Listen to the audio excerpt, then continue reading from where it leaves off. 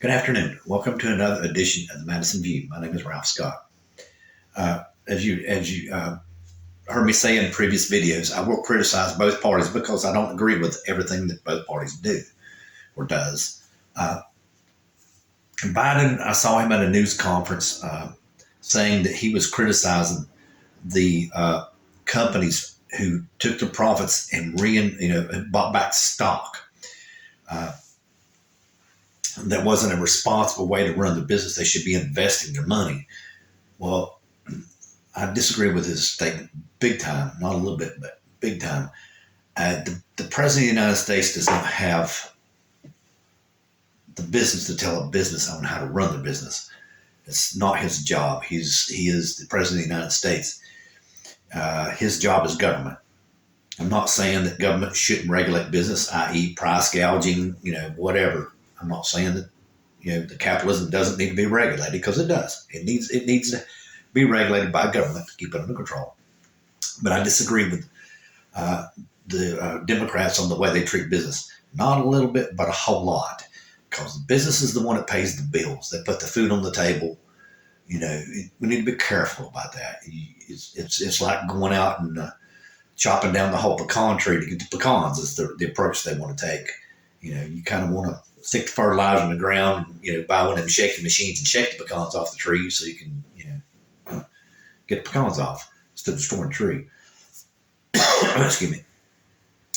And here's another thing. I'm not sure who started this or anything like this right here, but Google, as far as I know, unless I've misread something, is being taken to court because they have a monopoly on search. Classic example of government not sticking their nose in where they don't belong because they're not doing the research good enough. Google right now has the best algorithm in search. It's the one everybody's used to. But here's the thing. When Google was first coming up, they tried to sell themselves to Yahoo. Yahoo turned them down. Okay, so Google is number one in search by default. Yahoo was the major search engine at the time. So Yahoo got sent down the ladder by their own doing. So like I said, Google is number one by default, and they've earned it. And until somebody comes along and takes and knocks them off their pedestal, I do not think the court should bother them on that, because they actually tried to sell themselves. And also, to my knowledge, Microsoft is trying to bring in a chatbot to capture more search and everything, which just makes sense. They're going to give Microsoft, they're going to give Google some competition, which is good. And that leads us to AI. And we have a lot of people who criticizes AI, and this would be another thing that the government, Elon Musk thinks it's evil and all this kind of stuff. But I have an AI program, and it's helped me. It's not no. I don't consider it evil. I'm sure if someone knew how to do something maybe better than what I do, they might be able to do something with it. But as long as we put guardrails on it, I think it's going to be fine. I just think it's probably going to be one of the best advancements we've ever made in technology. Anyway, now let me get off that, because that's the biggest thing I don't like about Democrats. They are just, they're ridiculous on business. They're as ridiculous on business as Republicans are on religion. But now let's get back to the Republicans again. Okay, now remember how the Republicans who got elected to the House, McCarthy, said he's going to save us from government spending. Okay, let's go back and review our history again. Okay, when W was handed the government, our government was running a surplus. We had a budget surplus, not a deficit. Okay, W said deficits didn't matter, so W ran a deficit for 8 solid years that he was president of the United States. Okay. Then Obama, of course, was a Democrat, and he ran a deficit. But the major reason why he ran a deficit was that Bush let the housing regulations go just totally out of whack, and people could, they could write a loan. But basically, they said if you could breathe, they could see your breath on a mirror, you could get a loan for a house. You didn't really have to validate your income or anything. So basically, by doing that, they destroyed the economy, and Obama had to go back and build us back up. So that took a lot of deficit money to get our economy back up. Okay, and then of course, Mr. Donald Trump my favorite dictator, I mean your favorite dictator, not mine, the man who doesn't believe in democracy in my book, ran a deficit for his whole entire 4 years in, and then one of those years he overstimulated the economy so bad, along with his fellow Republicans, that we're still suffering from inflation to this day by how much deficit money they spent. Okay, now the one candidate for governor for that's entered the race for president, Haley, said that Social Security is our biggest expenditure in the federal, social programs and all that stuff. Okay. Now you got a governor down in Arkansas saying food stamps, of course, are evil. That's a typical Republican. They say all social programs are evil.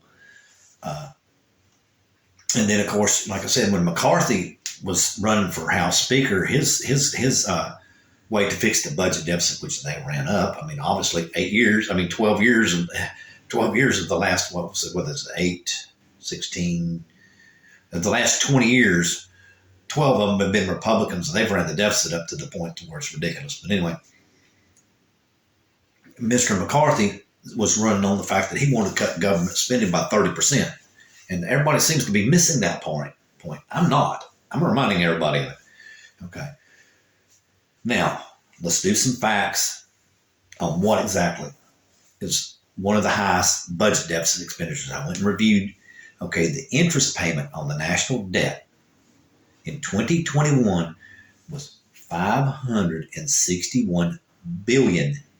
Okay. Now, that's a lot of money. Okay, that's, of course, the Department of Defense, of course, is more. We're not even talking about that. When the Department of Defense is like $700 billion or something like that. Okay, now, the deficit on Social Security was $56 billion. Okay, remember my suggestion in the last video that I did was that we could raise those limits up on Social Security, and we can bring Social Security back to break even. Okay. And you could take that $56 billion that's being spent in deficit money and put it on the national debt. So we're going to be taking over 10% of the deficit spending away right there just by fixing Social Security. 10%. That's a substantial portion of the deficit. Okay. That we're adding every year. 10%. It's substantial, but it's not like the deficit payment. Like the deficit payment is $561 billion. Social Security is only 10% of that. But like I said, 10% is a significant amount. Okay. And food stamps during 2021 was just rounded off as $114 billion. And yes, that's a lot of money. But you got to remember also, that was the year during the pandemic. The other highest time was 2013. Okay. When we're trying to come out of the recession and everything. So that was kind of a one-time off thing. I did not read what they were for prior years or for 2022, but in 2021 is $114 billion, which yes is a lot of money. But if you go cut the food stamps, what's going to happen? People will starve to death. So you're missing this vital organ right here, in my opinion. You cut food stamps. You need to be very careful. In my opinion, the only way to get people off food stamps is to have better work programs, better education. Sending motivational speakers, to get people, the government can run commercials on TV with motivational speakers, to get people out of this poverty cycle. But anyway, I'm gonna jump off of that real fast. But as you can see, that's not the Republicans again are spinning everything. It's Social Security is not making this country go broke. And yes, we had a lot of food stamps because it's the pandemic. So, okay. Now, I want to touch on my favorite, or my famous, but I consider her infamous, but I will give her the sarcastic title of famous Republican Marjorie Taylor Greene. Okay. All of a sudden, she has become concerned with the wells. Okay. Now, she's saying that wind farms are generating sounds which, and the wells beat themselves because of the wind farms.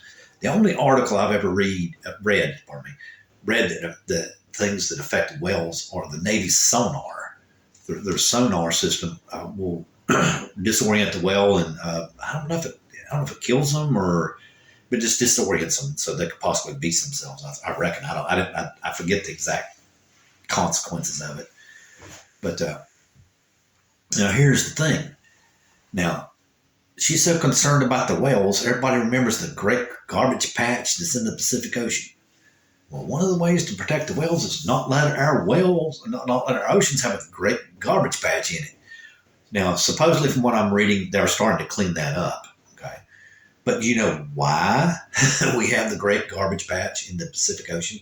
It's because of single-use water bottles that we owe for our Republican colleagues or congressmen, because they let our water system go because they weren't spending any money on the infrastructure for our water system. People got afraid to drink the water, so they started buying single-use water bottles in plastic. And of course, where'd they end up in the ocean? So if Margie Taylor Greene wanted to be so concerned about our whales, why did she let the water companies put the water in plastic bottles? There's tons of cardboard around the world, the way I understand it.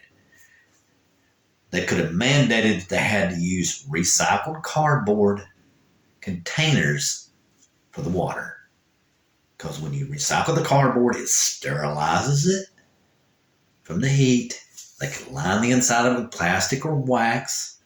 Wax would probably be the more appropriate thing. And when you throw it away, it could be recycled again, and it wouldn't end up in our ocean and hurting our whales. But, hey, that makes sense. And that's obviously something that I don't think that Margie Taylor Greene does, because, like I said, in the one video, I honestly and truthfully think that the woman thought that they were going to teach our kids to use the litter box in school. It's just, I'm just almost speechless, but she is the poster child for what's wrong with the Republican Party. And that's all I would like to say tonight.